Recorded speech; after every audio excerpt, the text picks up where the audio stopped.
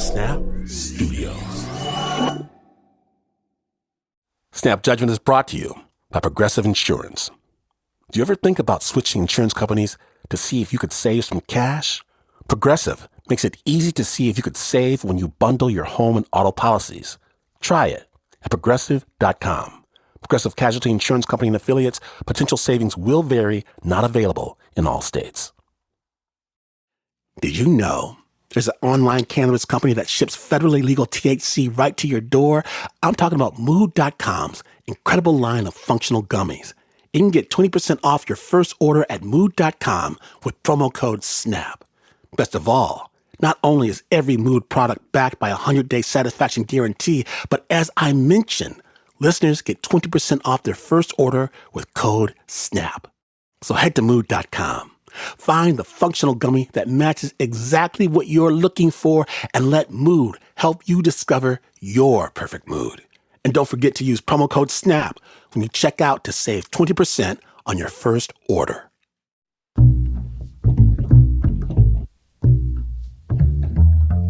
In high school, I wanted to fight back against the man. The man was our principal. White shirt, blue suit, no nonsense. And our principal, like principals in every film you've ever seen, didn't take kindly to the likes of someone like me. Always talking about, "You're skating on thin ice, mister." Thin ice. Because I was all about the nonsense, the foolishness, the devilment. I just wanted to be me, man. You know? Principal steady followed me around, drive me crazy. I always imagined that he was the center of some global conspiracy out to subvert emerging leaders of tomorrow. Singled me out from their headquarters in New York. Turns out that he was just a nice dude trying to keep things moving. But what if there really was a high school conspiracy? What if the man really was out to get you? Well, today in Snap Judgment, class is back in. The second episode of the new Snap series, School Daze, Episode 2, The Sleuthers. My name is Glenn Washington. Tater tots are back on the menu when you're listening to Snap Judgment.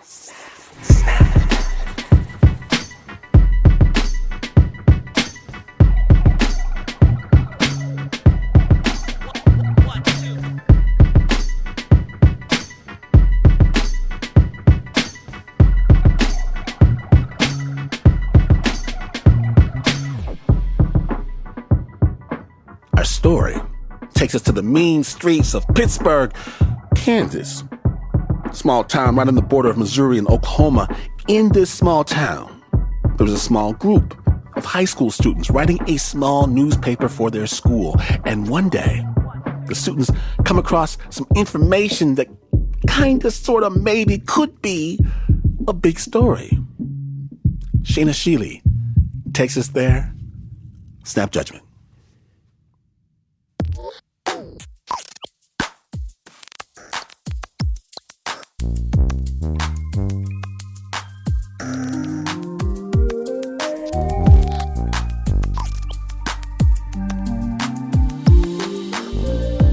It all started in March of 2016. A junior at Pittsburgh High, Maddie, walked past the cafeteria, past the gym, and into a room that opened into a garage that used to be used for an auto shop class. It was just like this huge back room that just had a bunch of random stuff back there. There were rolling chairs and old newspapers. Maddie sat down in front of a big whiteboard with her co-editors of the Booster Redux, and they parsed out their assignments for the week.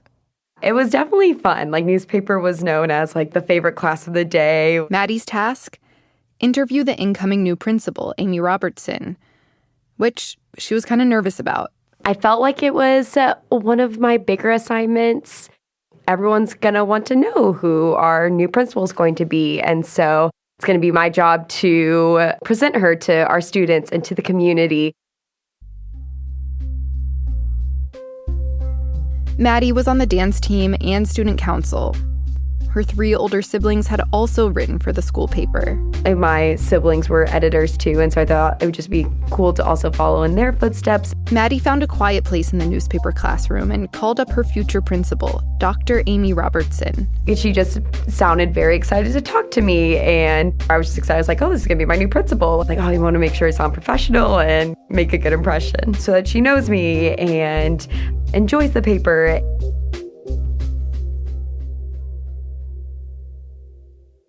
Maddie asked about Robertson's education, her professional experience. What are your goals for the school as a new principal? What do you want the students to know about? Amy Robertson told Maddie that she was living in Dubai, where she had started a school. She had a PhD in English, and she was excited to get started at Pittsburgh High. Her flight from Dubai to Kansas was in April, less than a month away. I felt pretty confident that I had answers to all of my questions. The interview was short. Yeah, very casual. The next day, Maddie went back to the newspaper room to transcribe the interview. Maddie paused when she got to the part of the interview where the future principal talked about her education. Been typing that she went to Cortland. 2 other editors, Gina and Callie, were sitting with Maddie. And we were like, never heard of that. Callie was a junior. She joined the paper because Maddie, her best friend, was doing it. And now, they typed Cortland's University into a search engine, and they clicked on the Cortland's website. And we were like, oh, whoa.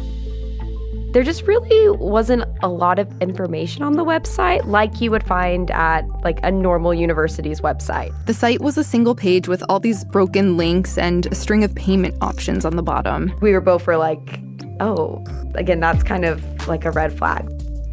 Where is this place? Does this place even exist?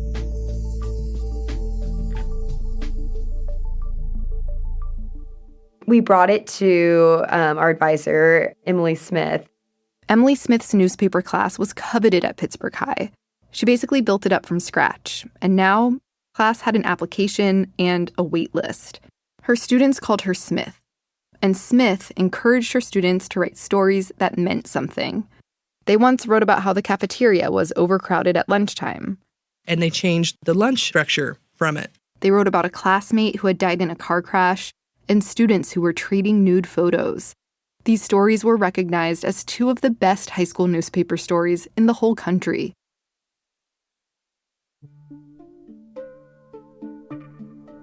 We weren't specifically trying to be edgy about stuff. We just focused on good storytelling. So when Maddie came to her for advice on what to do about this mysterious detail from her interview with the future principal, I coached Maddie on how to politely, could you just answer these 3 follow-up questions? So I'm just going to read you what I said to her. Said, hi, Dr. Robertson. I had a couple more questions that I wanted to ask you about. The first one is about the universities you attended. Could you tell me what universities you went to get all of your degrees? Maddie hit send and went off to volunteer at a blood drive.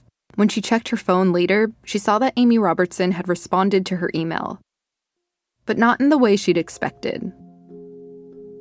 I definitely just pause and I think get a little lightheaded, just kind of freeze it and hold my breath, and I'm like, oh no, what have I done? And I'm just kind of in shock. Maddie went to Smith and showed her the email. Smith was struck by the last sentence. I am forwarding all of our correspondence to Superintendent Destry Brown because he ultimately has the final say in what goes in the school newspaper. I thought, wow. I remember laughing and saying, he doesn't have final say of what goes in the newspaper, and welcome to Kansas. Welcome to Kansas.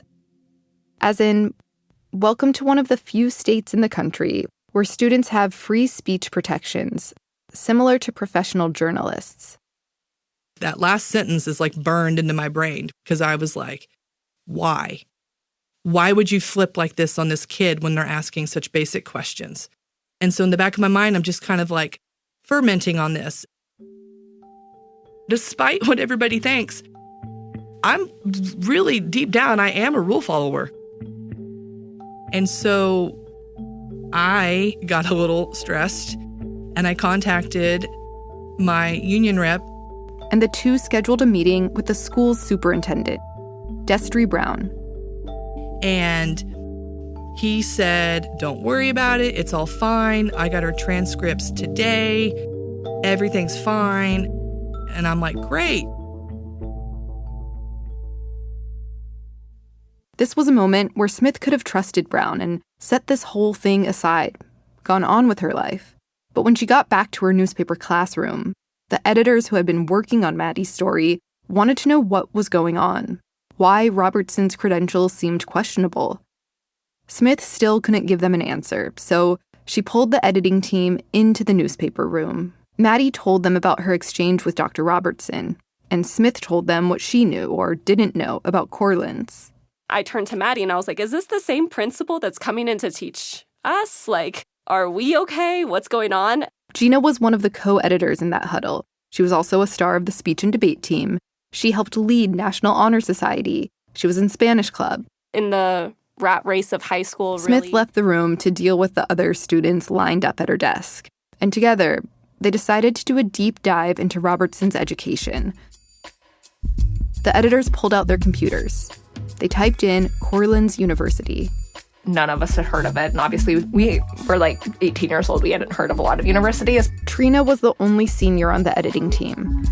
She loved writing, she played tennis, and had a lot of thoughts on politics and the world. When she typed Corlins into Google, the first words that popped up were like diploma mills. Diploma mill, a business that presents itself as a legit educational institution where you can get a degree that might not be legit. And I think that we were just like, what?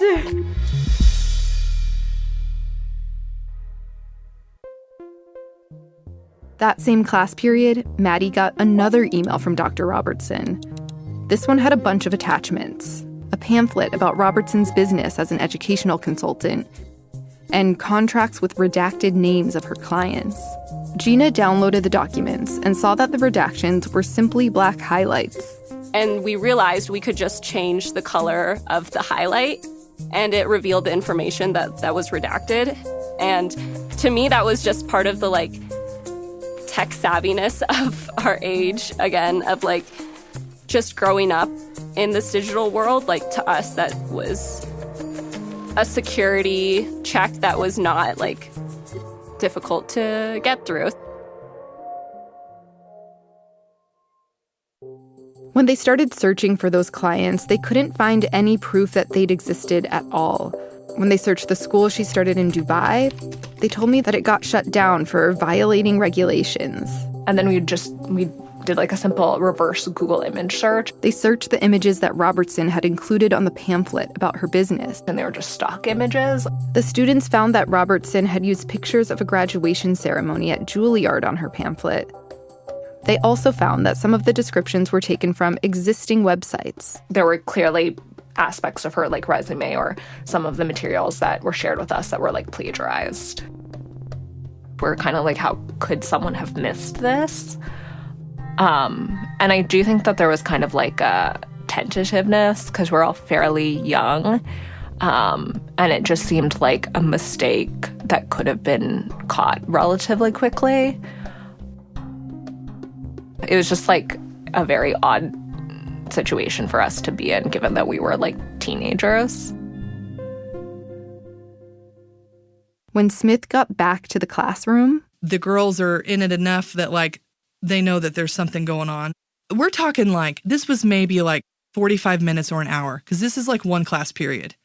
I remember I stuck my head in the other room and I was looking at all the newspaper staff students like, who can help them with this stuff? Smith looked around the newspaper classroom and her eyes landed on two juniors, Patrick and Connor. I was probably sitting there doing very little of importance at that point. Connor got into journalism because he liked the idea of sports writing and a classroom where you didn't have to stay in one seat the whole time. Smith called him over to the editor's huddle in the garage room. Everybody's kind of hunched over around the desk. and like kind of filled us in on what was going on. Smith got these 6 students excused from their classes for the rest of the morning, and they came up with a plan to find out as much information as they could about Corlins and Robertson's background.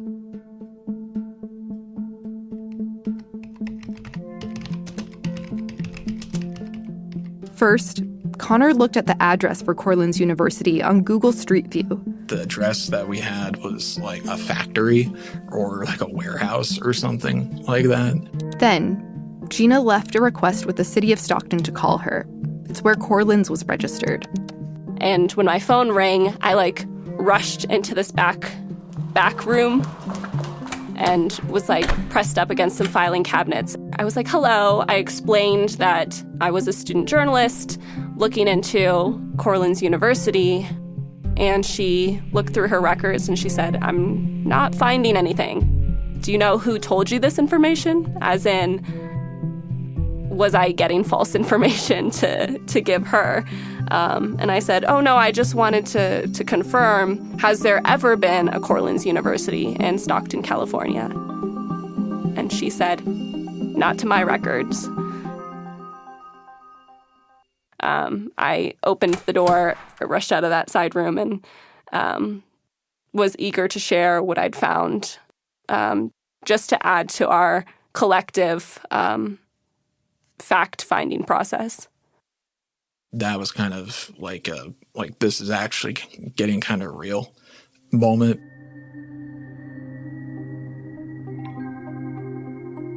It was just one thing after another, one call, one Google search, one, contradiction led to another. And we, in our shared doc, were just putting comments on the sides.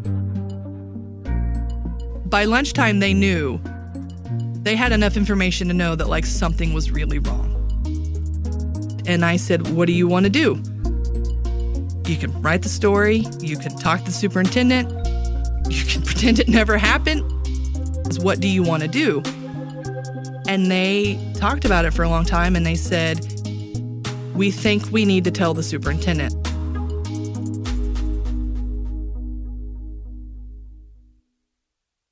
Robertson was supposed to get to Kansas in just a few weeks. And the students worried that if they didn't share their findings with the school superintendent, then other people would. If us high school students found this, think about what other parents or families are going to find. So Smith arranged the meeting.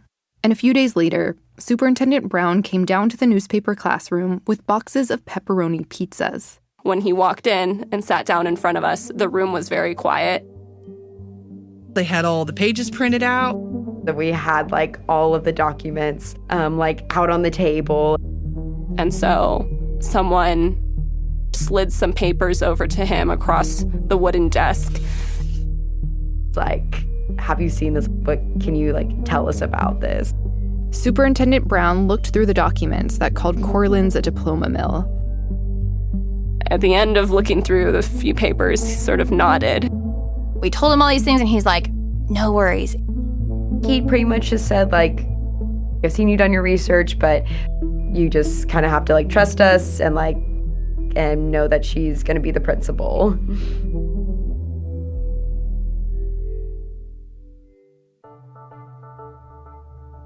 And I remember when he left how silent it was and the way everybody was just looking at each other this did not go the way they thought it was going to go.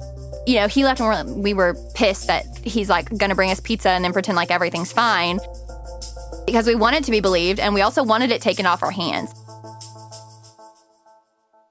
Superintendent Brown suggested that if the students still had questions, they should sit down and interview their future principal, Dr. Robertson. When Maddie got home that day and told her parents about what had happened, they seemed kind of freaked out. I think you guys should, leave this to somebody else. I don't think it's, you guys should be doing it. But Maddie couldn't let it go. I think I had, started to have this weird feeling of, she really just does not sound like who she says she is. I was just scared of, what maybe could have happened to the school. Like if we have someone that comes in as our principal and lies about things, she's not going to be that authority person that is able to make our school run the way it should.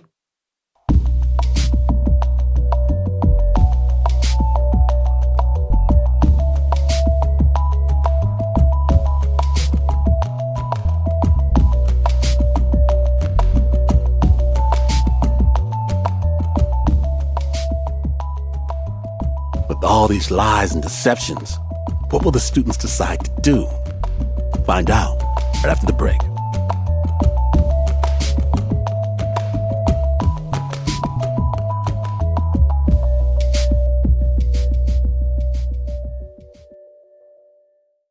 This podcast is brought to you by Squarespace. Squarespace is the all-in-one website platform designed to help you stand out and succeed online. Whether you're just starting out or you're scaling your business, Squarespace gives you everything you need to claim your domain, to showcase your offerings, to grow your brand, and to get paid all in one place. And no one knows like I know when you're launching your bootstrap enterprise, your business, your nonprofit, your thing. You don't get to hire a big team of graphic and user interface professionals. No, you got to do it yourself. And with Squarespace's collection of cutting-edge design tools, anyone can build an online presence that perfectly fits their brand or their business. Start with Blueprint AI, Squarespace's AI-enhanced website builder, to get a fully customized website in just a few steps. Intuitive drag-and-drop editing, beautiful styling options. Check out squarespace.com/snap for a free trial. And when you're ready to launch, use offer code SNAP to save 10% off your first purchase of a website or domain. Okay, so I put money in the bank, right? It's there. Then I go to pay my bills with the money I put in the bank, and there's all kinds of bank fees. They come talking about the requisite time frame of the deposit was not met, necessitating various charges. What? No more. See, Chime understands that every dollar counts. That's why when you set up direct deposit through Chime, you get access to fee-free features like free overdraft coverage, getting paid up to 2 days early with direct deposit, and more. Open a checking account with no monthly fees and no maintenance fees. Not to mention access to over 47,000 fee-free ATMs, more than the top 3 national banks combined. Work on your financial goals through Chime today. Open an account at chime.com/snap. That's chime.com/snap. Chime. Feels like progress. Chime is a financial technology company, not a bank. Banking services and debit card provided by the Bancorp Bank N.A. or Stride Bank N.A. Members FDIC. Spot me eligibility requirements and overdraft limits apply. Timing depends on submission of payment file. Fees apply at out-of-network ATMs. Bank ranking and number of ATMs according to U.S. News & World Report 2023. Chime checking account required.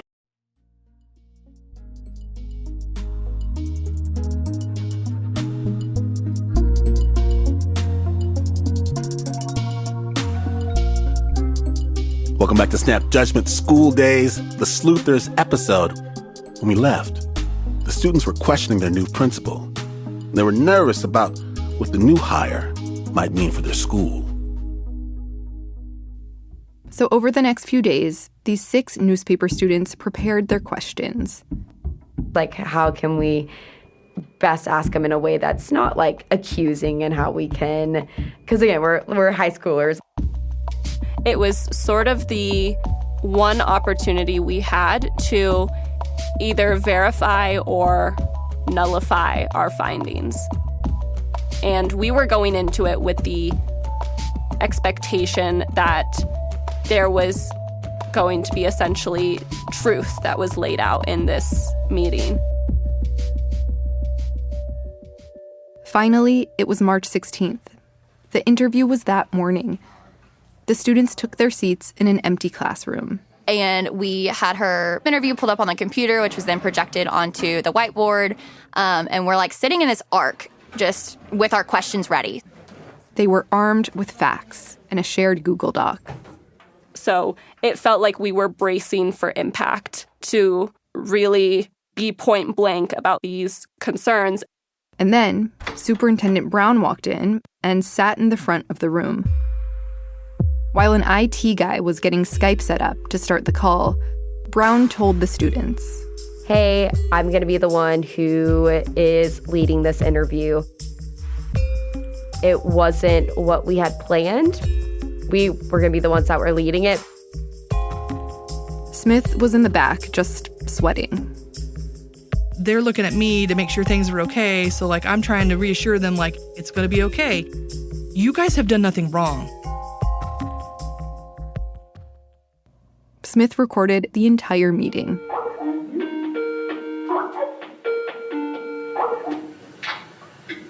Hi, Amy. How are you today? Oh, good. I can see you, but no movement. Okay. Superintendent Brown takes the lead. Let's talk about Cortland's. When I went to Cortland, I went in 90, I graduated in 94 with the MA, and in 2010... Robertson starts explaining the process she went through to get her degree accredited in the United Arab Emirates. A big process, $1,500.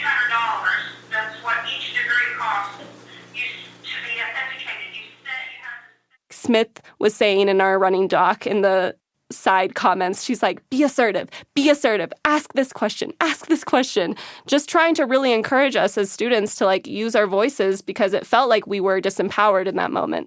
Nearly half an hour in, and the students haven't asked a single question. Until finally... Connor's going to ask you a question about Cortland's. You said you took a few classes on the campus of Cortland's. Where was the campus at? Yeah. I just answered that. Stockton, California. Is there a website that we can look at for that information? I'm sure there is. Trina pushes back. Whenever I look it up, I can't find an address in Stockton, California. There's no physical address. There's just maybe like one Facebook page, and that's it. We're not... I don't know. As I said, I haven't been back. I haven't talked to anybody there in 7 years. Connor asks, if you haven't been in contact with them, how do you get your transcripts? My transcripts were sent to me when I graduated in 2010. Is that standard practice? The students keep pushing. They say that usually an official transcript request has to go through the school. Like, Cortland's would have to send the school the transcript. Robertson can't just send a copy of it herself. And Superintendent Brown steps in, saying that the school's waiting for Robertson to come there to request the actual transcript. That isn't unusual. That's how we work with any out-of-state people. That's the normal process. As the interview went on, we felt like we were just getting more questions than answers, and we felt uncomfortable speaking up or asking some of our more invasive questions with an administrator in the room. The students ask her why there isn't any proof of her consulting company. They ask where she lived in the 90s when she was getting her PhD at Cortland.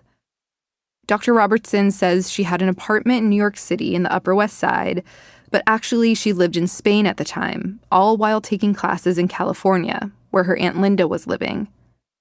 And at the time, she wasn't married. Now she is remarried. Lived with my Aunt Linda and got to spend time with my mother. Asking that question, I think, is, I mean, why does anybody choose to go to the school they go to, honestly? We had our running doc open in that moment, and at the top of it in like bold and highlighted was Destry yells at Connor at this timestamp. And we were really like just shocked that our superintendent was sort of sweeping all these allegations under the rug without taking them seriously. I'm just asking. They choose that school generally because they want a quality, affordable education, and I just don't see how this is affordable. It just doesn't make it's kind of odd to me. So. Okay, we've exhausted this part, so let's talk about... The interview lasts for nearly another hour. Thank you, Amy. Thank you. Thanks. The call ends. What other more questions do you have of me? That was just a lot of information thrown at once. So Yeah, so 7 years ago when we hired Mr. Bishop, of course we didn't go through all of this process. No other employee I've ever hired has had to go through the process you just put her through. Not even me. And so you need to understand, I have really gone out on a limb here, allowing you to have that freedom to ask those questions. Superintendent Brown left the room, and the students just looked at one another. We were just so overwhelmed. I said, we're going to go off campus and talk about this. The students piled into cars and went to a nearby burger restaurant called The Pit. They placed their lunch orders, and before the food came, they start pulling out their phones. And so one kid called the Department of Education at Kansas, and the other kid recorded it while they had it on speaker. The Department of Education had said, we would not acknowledge any of her credentials, and she's not eligible for a Kansas principal license. And we're like 16-year-olds, and we're trying to call these universities to verify this information. Like, it felt bigger than our scope, than anything that we had done before. One student called Pitt State to ask if they'd have accepted credits from Cortland's University. And I remember the lady was like, well, hold on. And I remember she got back on the phone and she said, honey, have you given money to this school?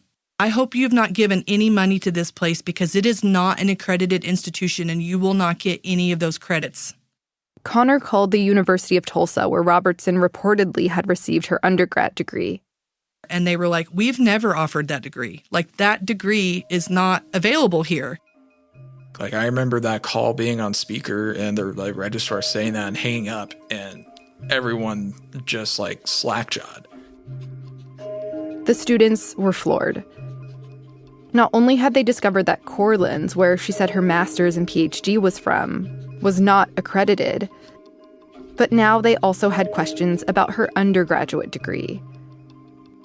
They could not ignore the information they had unmasked, but they would have to wait, because the next day was the start of spring break.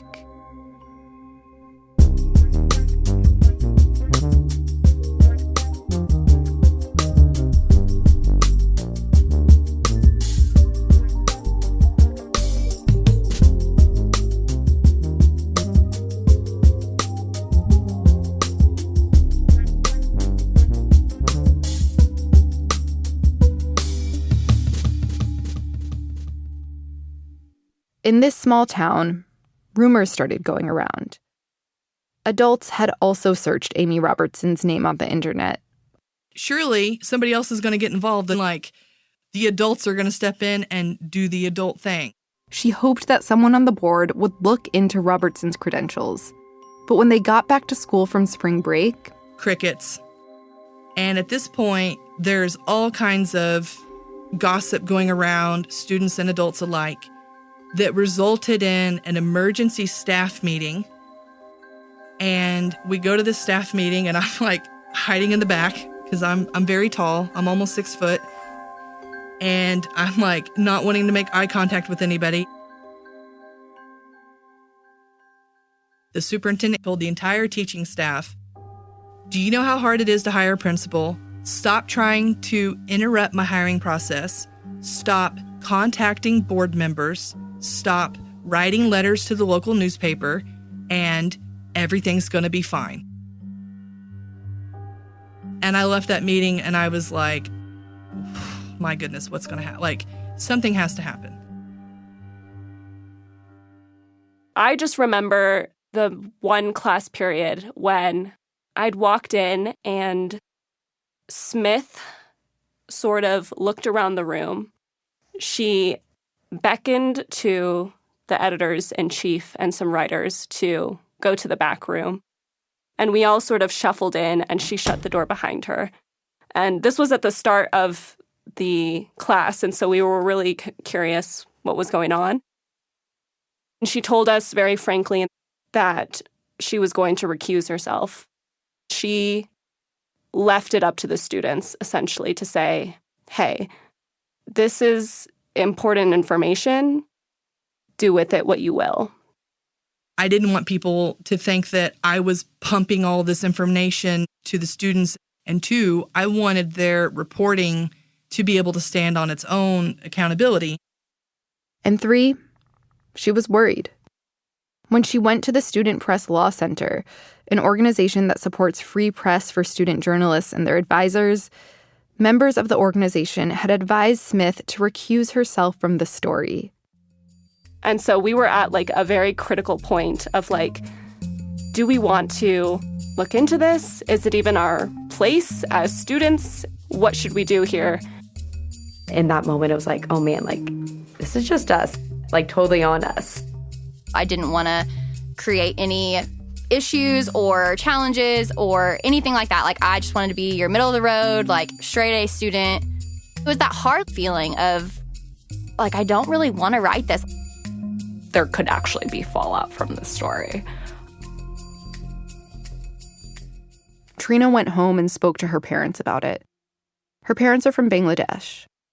And Pittsburgh, Kansas is a predominantly white town. And it's like my parents kind of had this, not the sense of being an imposter, but of like we don't want to step out or or rock the boat in any way. And they're very much like, you shouldn't be writing a story like this. This was 4 days before the school newspaper print deadline. And it wasn't just any print deadline. It was the last one before school was out for the summer. Meaning, if they didn't hit this deadline, they'd have to wait until next year to get their story out.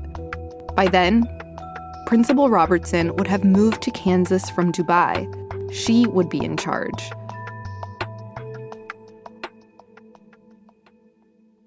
Two days before the print deadline, the students met in the newspaper garage room. We've done research. We have evidence. Like, just be confident and go for it. This doesn't just affect us and our staff. It also affects all of the other kids and, like, our whole community. We need to share this information that we've done all the work to find, so let's use it. And they made a decision. All 6 students were in. The hope was that now our facts would be taken seriously, and then some of the adults would take this out of our hands, and do right by the information. Smith found a highly respected local journalist to step in and work with them on the story. And that journalist pushed them to double-check all their sources to make sure the investigation was airtight. The students went into the garage and closed the door. I remember seeing people, like, kind of peeping in or, like, staring at us, like, but we were definitely eating into our other class periods. Like, we couldn't stop. There were also a lot of laughs.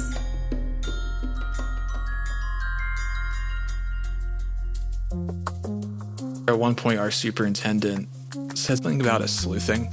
And so we would always call ourselves sleuths in the same, like, intonation that he would, where it was, very, like, sleuthin', like, I-N apostrophe and not I-N-G. We always, we're the sleuthers. Like a sleuthin'.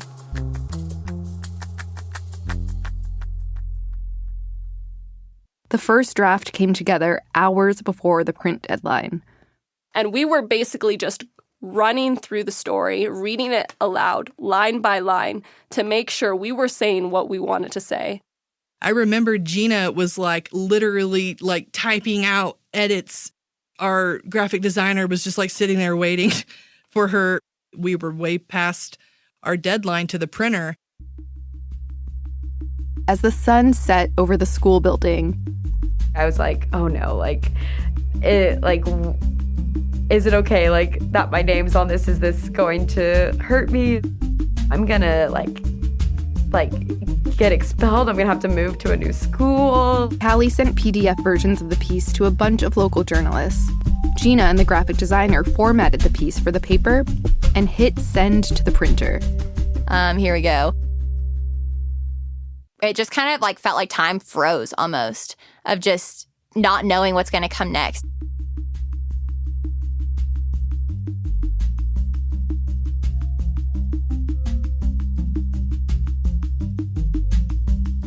what is going to happen when people see what these students have written?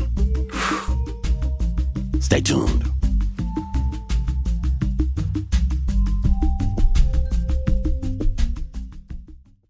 Introducing the 5-year price guarantee from Xfinity.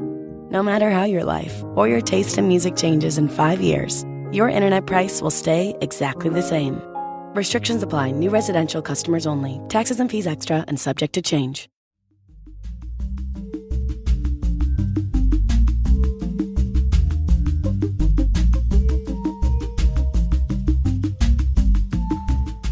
Welcome back to Snap Judgment.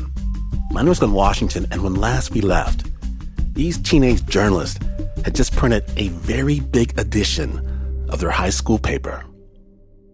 And the next day, they all woke up to their alarms, got to school, and met up in the newspaper room to get a first look at the paper before it went out. It definitely felt more crisp than usual. Just having that in our hands and really being able to, you see the ink come off on your fingers, and it just kind of was like this surreal moment. Like, wow, we did this. The students stood in a circle, silently reading their words on paper. Following the hiring of incoming Pittsburgh High School principal, Dr. Amy Robertson, on March 6th, discrepancies arose between Robertson's personal accounts of her education and information provided by education institutions she said she attended. And then as we got done, people just kind of started looking up and looking at each other, kind of processing what we just had done and kind of feeling some of the excitement. And I just remember seeing so many people on that page and just having their newspaper fully open and just reading it. It just felt bigger than any other newspaper. I saw people sitting at cafeteria desks. I saw people standing in hallways. I saw people kind of standing in the front lobby of the school, in circles with their friends, actually reading.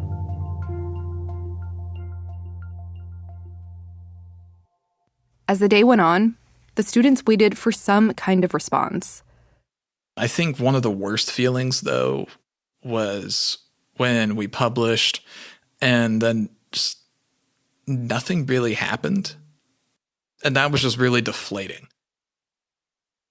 And we didn't hear a single word from anybody. And we didn't hear anything all day Friday from any journalists. The next day, on a Saturday afternoon, a local newspaper published an online story about the article. The headline read, "Brown refutes claims in school paper. Superintendent maintains new principal, highly qualified, best candidate." They just refuted everything. And that was kind of whoa. Oh man, all of our hard work, and now no one's gonna believe it, kind of. And that just sucked. It was really sad. We were is that really how it ends? But this is a high school story. Prom was that very evening. Hours after that disappointing op-ed, the students walked into an auditorium. It definitely felt a little bit like a movie scene, especially with the whole masquerade setup, and just all of it just seemed so fitting that it was comical. The theme of prom that year, I kid you not, was masquerade. They had a little photo booth where they had masks, and so we all took a picture with masks on, and we're just kind of the inside joke of we're the sleuthers who wrote the story. Then we danced and we partied and just kind of have a laugh about the whole thing. These 6 student journalists were back to just being high school students, celebrating the school year together. Until Monday, when a reporter at the Kansas City Star published an article about how these students reported their story. And again, kind of confirmed what we had said. The school board called for an emergency board meeting the following day. Smith was you guys need to go down there. You guys are the ones who did the reporting. You guys need to be there to hear what they have to say about it. It was a Tuesday night, April 4th. So we all met up at this board meeting. knowing that we were going to get some answer from the board about the work that we had done as it was on the agenda. And it's myself and the 6 students and one other staff member and her dad, and they were not happy to see any of us. It was an unusually full room. A few local news organizations in the corners. Every chair was filled, and so it became standing room only. And so, once again, I'm hiding in the back, and the superintendent standing there in front of all the teaching staff. And I was checking my watch, and minutes before they were moving to a short Q&A period, had brought up Dr. Robertson's resignation. I believe the chair of the board held up a letter and read a prepared statement saying that Dr. Robertson had resigned on her own accord.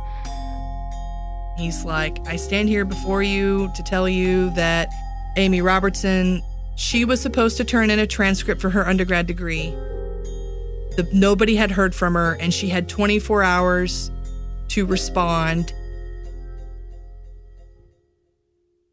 Amy Robertson didn't turn in a transcript, and she would no longer be the next principal of Pittsburgh High. No one really acknowledged the story, kind of acknowledged the reasons that, again, she resigned. And so I think it just overall felt very weird. And so then that was it. Like, nobody talked to them. Nobody said anything. But news of these teenagers' investigations had spread beyond their small town, beyond Kansas. And after the board meeting that night, Connor's phone rang. It was late in the evening at this point, and I was like having a bowl of cheeses or something. I got a call from a number I didn't recognize, and it was a reporter at the Washington Post. I just went and woke up my mom. I was like, some reporter at the Washington Post just called me. And that I think was the moment where I think the dam broke.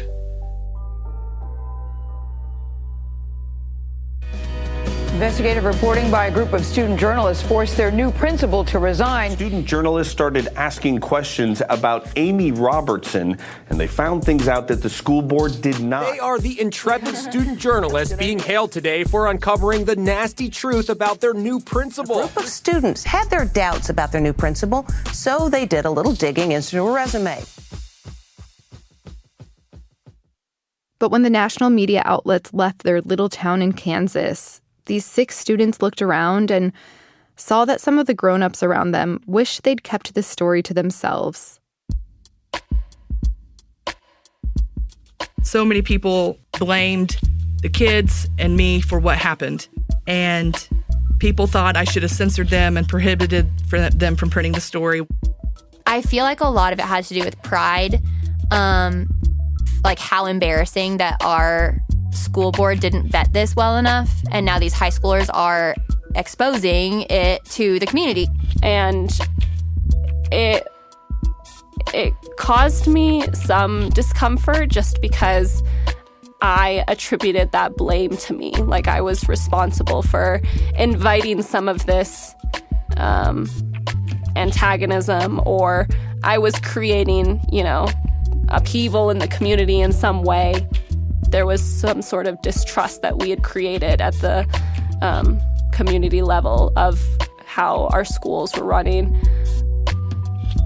As high school students, especially as these straight-A students who just want to be respectful and have their teachers like them and whatever else, I think it was really tough for us to overcome the idea that not everyone was going to be pleased with our story.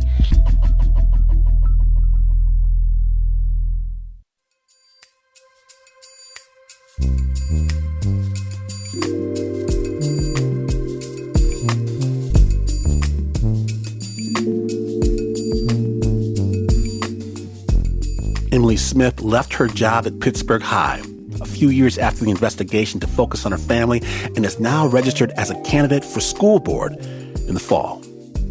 Callie graduated and went on to become an elementary school teacher. Connor just graduated from law school. Gina's getting her master's in international relations, and Maddie teaches 3rd grade. Trina is the only one of the 6 students who went on to work in journalism. She went to Swarthmore, where she wrote on the university's paper about frat culture on campus and an allegedly abusive basketball coach. And she's now sleuthing in New York City as a professional journalist. And for me, it felt like empowering to be able to do that, to realize that like I had a voice and that people were willing to listen.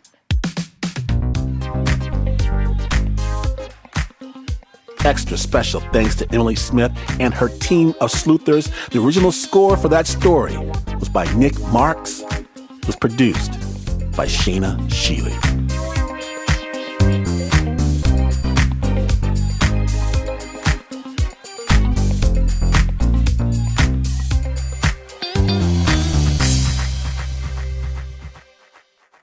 Oh, good news. Good news, Snappers. There is more, because this is just episode 2 of the Snap Judgment School Days series on the next school days after graduation. For a full decade, one guy's life is nothing but a series of disappointments. He decides a fresh start is in order. Figures he still looks young. Nobody will ever know. So he returns to where everything went wrong and enrolls in high school again. Yep. That's on the next School Days episode from Snap Judgment. If you miss even a moment of Snap School Days series, you are in luck to listen on the Snap Judgment podcast, because Snap rocks podcast platforms everywhere. Snap Judgment. Yellow Brick Road passes through KQED in San Francisco. No Snap Studios content may be used for training, testing, or developing machine learning or AI systems without prior written permission. Take that, Skynet. Snap is brought to you by the team demanding the emancipation of flying monkeys. Except, of course, for the Uber producer, Mr. Mark Ristich. He doesn't believe in defying gravity.